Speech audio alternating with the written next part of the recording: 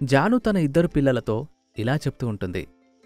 చూడండి పిల్లలు, నేను ఎక్కడికన్నా వెళ్ళినప్పుడు ఎవరైనా మీ దగ్గరకొచ్చి మాయమాటలు చెబుతారు. వాళ్లతో మీరు జాగ్రత్తగా ఉండాలి.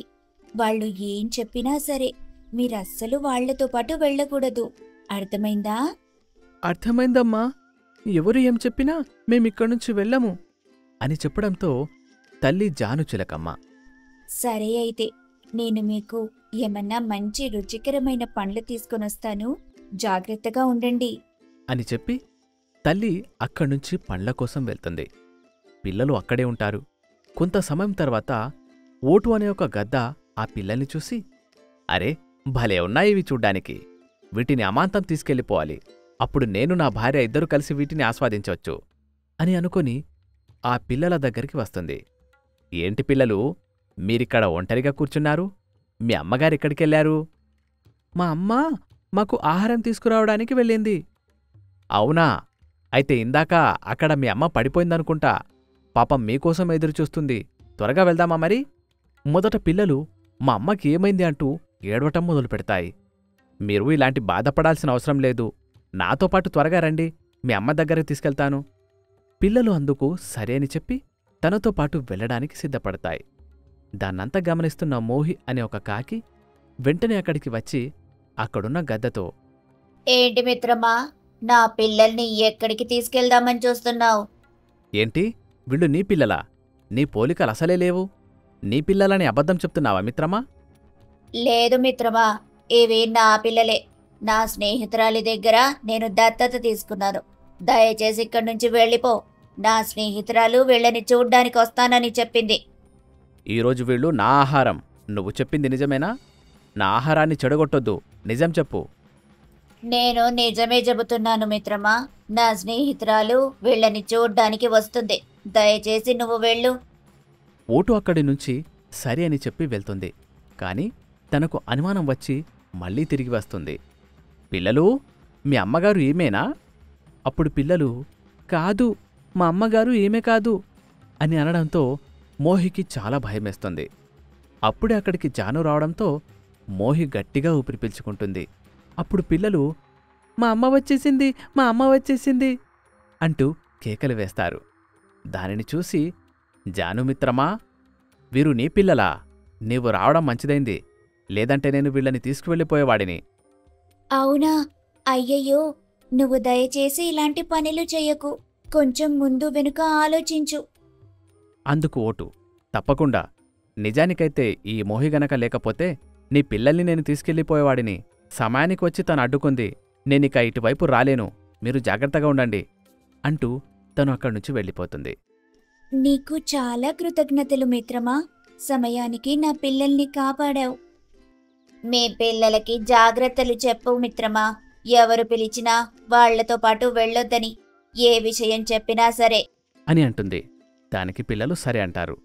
అందుకు తాను, నేను ప్రతిరోజు అదే విషయం చెబుతున్నాను, కానీ వీళ్ళకి అర్థం కావటం లేదు. అప్పుడు మోహి, అర్థమయ్యేలాగా చేసి చూపించు, అప్పుడు దారిలోకొస్తారు. అందుకు తాను సరే అంటుంది.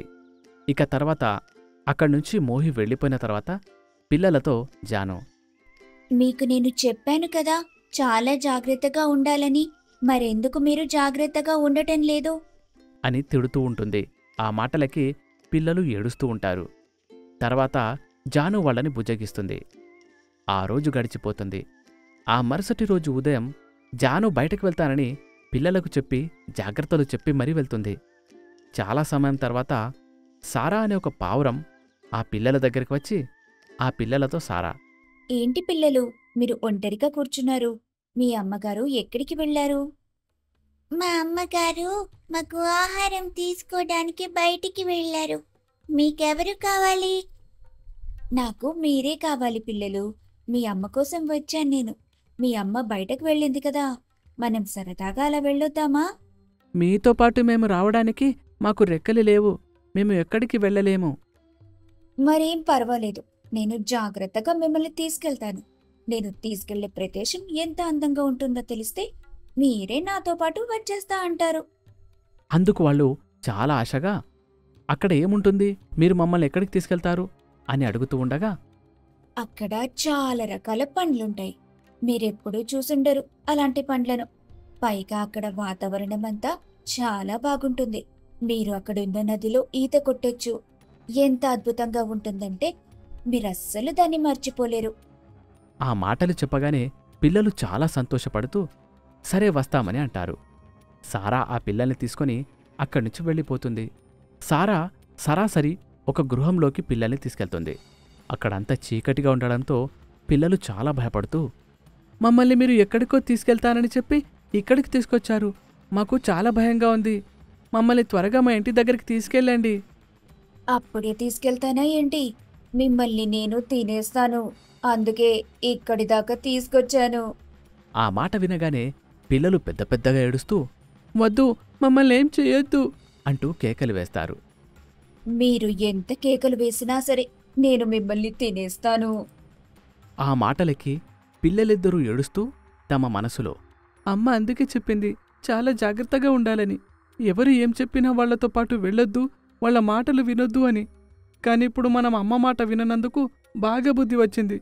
ఇక మనం అమ్మకి దూరమైపోతాము అంటూ వాళ్లలో వాళ్ళు మనసులో తలచుకుంటూ ఏడుస్తూ ఉంటారు.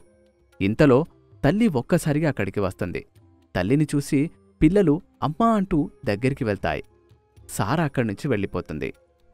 పిల్లలు, నేను మీకు చెప్పాను కదా, చాలా జాగ్రత్తగా ఉండాలి, ఇక్కడ ఎవ్వరినీ నమ్మకూడదని. నా మాట అస్సలు మీరు వినలేదు. ఇప్పుడు నేను రాకపోతే ఎంత ప్రమాదం జరిగేదో తెలుసా?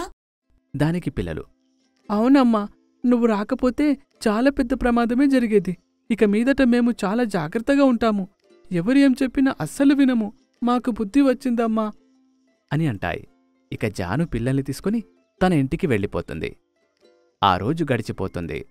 ఆ మరుసటి రోజు జాను సారా దగ్గరికి వెళ్ళి మిత్రమా, నా పిల్లల్ని పరీక్షించాలని నిర్ణయించుకున్నాను.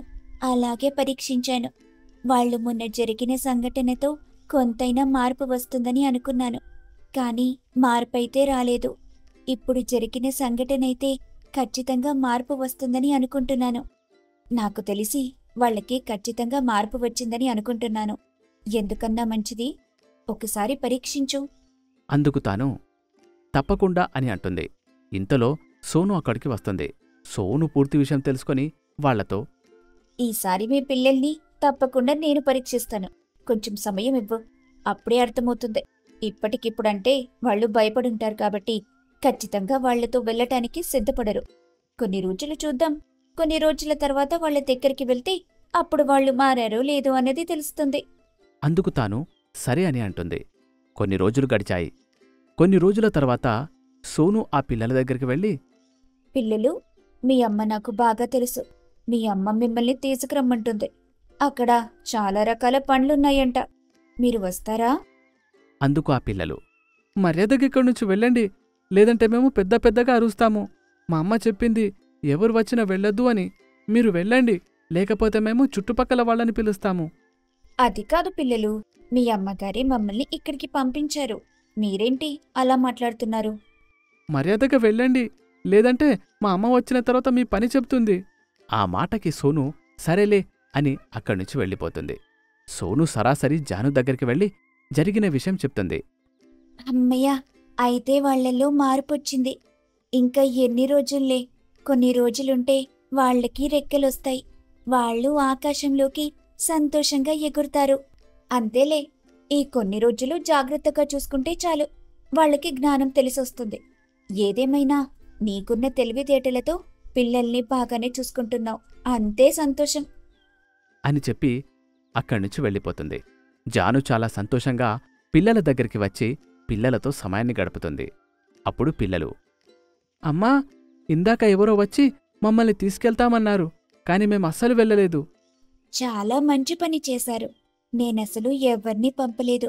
ఇక మీదట ఎవరన్నా ఇలా వచ్చినా సరే రాను అని చెప్పండి, లేదంటే ఎవరన్నా పక్కనుంటే వాళ్ళని పిలవండి. అందుకు పిల్లలు సరే అమ్మా అలాగే అని అంటారు. అలా రోజులు గడుస్తూ ఉంటాయి. పిల్లలు చాలా జాగ్రత్తగా ఉంటూ తల్లి చెప్పినట్టు మాట వింటూ ఉంటారు. అలా కొన్ని రోజులు ఉండగా వాళ్ళకి రెక్కలు వచ్చి తల్లితో పాటు స్వేచ్ఛగా సంతోషంగా జీవిస్తారు.